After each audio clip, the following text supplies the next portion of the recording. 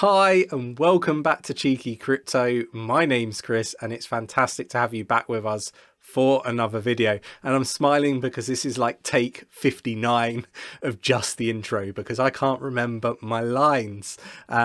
Who would think that I do this every day? But it has made me sort of chuckle to myself. Today's video, we're going to have a look at XRP. We're going to have a look at Gary Gensler's, I guess, hostility towards XRP. We're going to dig into some of the articles surrounding that we've seen, over the last couple of days. We'll head over to 𝗕𝗙𝗪.io, have a look at what the artificial intelligence and machine learning is telling us about XRP. If you like this sort of content, why not mash that like button? It'll keep me going at least another decade. If you're not subscribed, subscribe, tap that bell, select all the notifications so you never miss a video. Right, let's get straight into it and I'll stop babbling about. Right, let's get into it.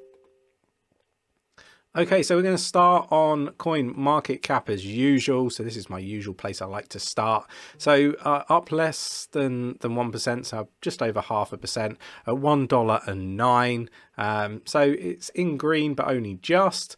The artificial intelligence, so Ripple, or I say Ripple, XRP, is rated at B2. So this is actually up from B3, I believe.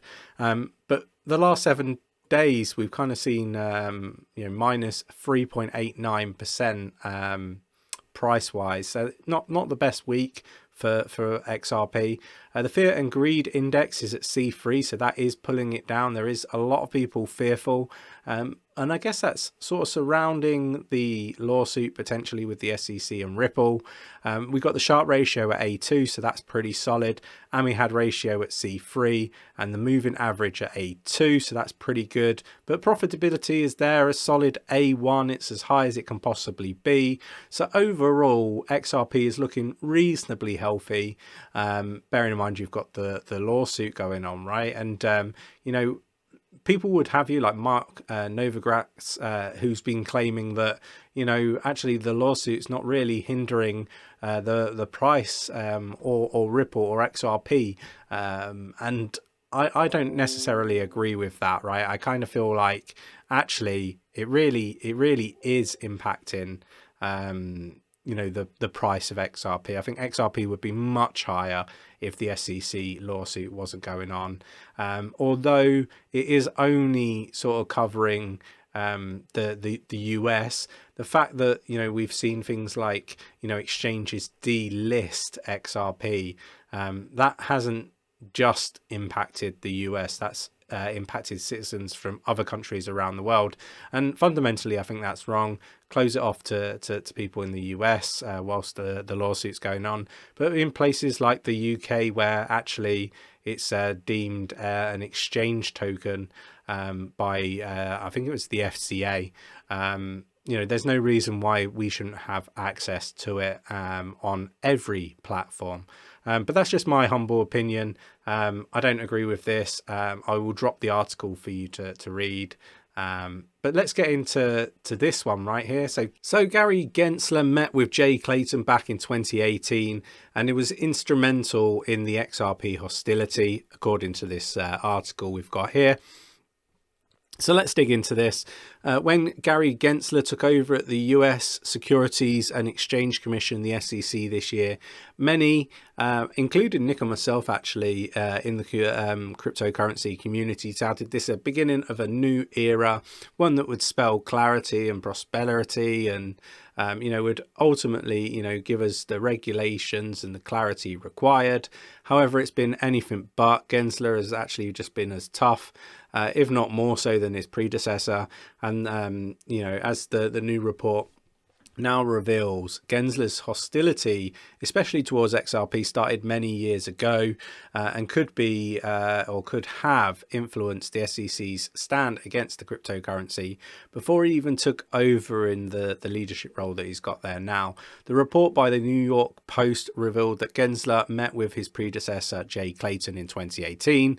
At the time, Gensler was just settling into his new role as a professor at the Mint School of Management. Ironically, at MIT or MIT, he served as a senior advisor to the school's digital currency initiative, teaching extensively about blockchain technology. According to Charles, the Fox business reporter who exposed the 2018 meeting, the two leaders talked about how much they could regulate cryptocurrencies in the meeting. Citing sources were privy to the meeting, the report claims that Clayton and Gensler dwelled on how digital currencies were largely unregulated and a heaven for scams.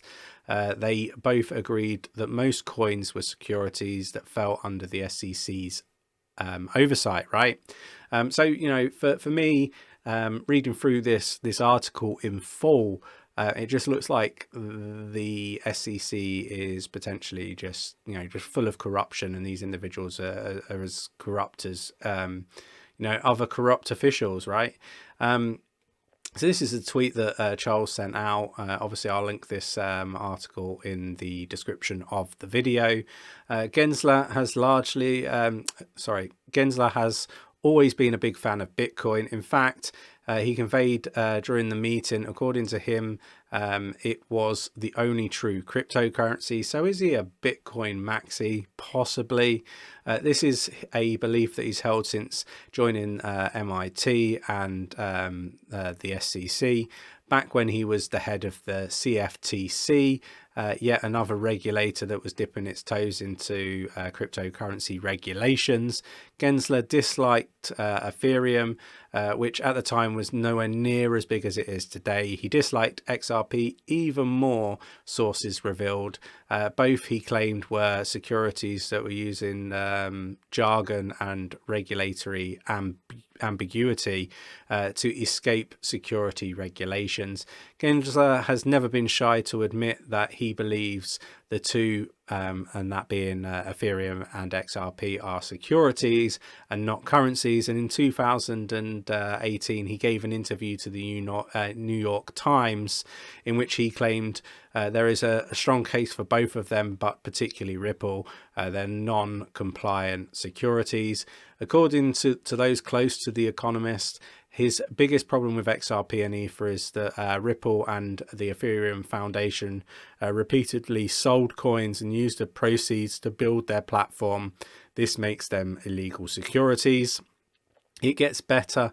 3 months after Clayton and Gensler met up for this alleged meeting, Hinman went on to give his famous 2018 speech. Hinman, who was the director of the Division of Corporate Finance at the SEC, claimed that Bitcoin and Ethereum were not securities. His speech was subject to intense legal face-off between Ripple and the SEC in their ongoing lawsuit.